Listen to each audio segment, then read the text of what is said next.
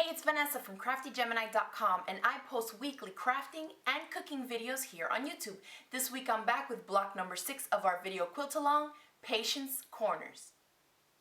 So here's the block. Again, we're using the same contrasting fabrics, one dark fabric and one light fabric, and this one actually doesn't have any triangles in it, so it's just simple strips. You're going to be cutting little rectangles and sewing them together. It's real simple. So let's start with the supplies we'll need and jump right into making block number 6.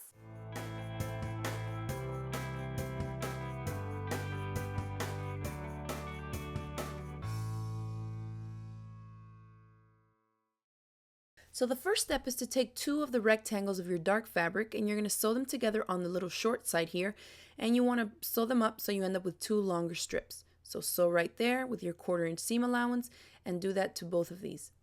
Once we have these 2 side strips sewn together, we want to take a square of our light fabric and sew 1 rectangle to the top and to the bottom of that square.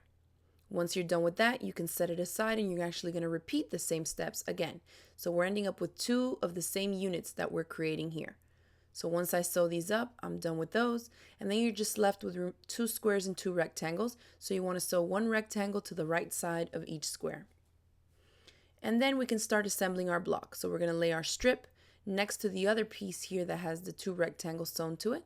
And we can sew these 2 up. Once you're done with that, just continue following the diagram or the layout that I'm using here on the screen, as you can see. Now you need to turn this one up and then place the other piece down here. So you want to sew the 2 halves together first. So I'm going to sew these 2 here with the 1/4-inch seam and then repeat that on that side. And then all I have left to do is to sew that center seam.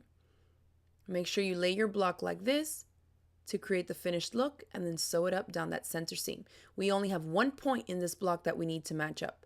So you can see I'm going to turn it here, and I've pressed my seams in opposite directions as usual because I want these to match up nicely right in the center. So we get a nice crisp point. Hold it right there, 1 seam going to the right, the other to the left. Place a pin, and that'll help you sew that right in place. And once you're done with that center seam, your block is finished.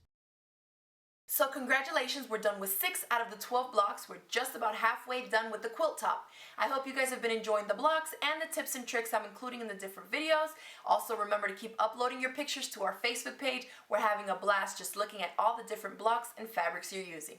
And I'll see you guys in a couple of weeks with block number 7.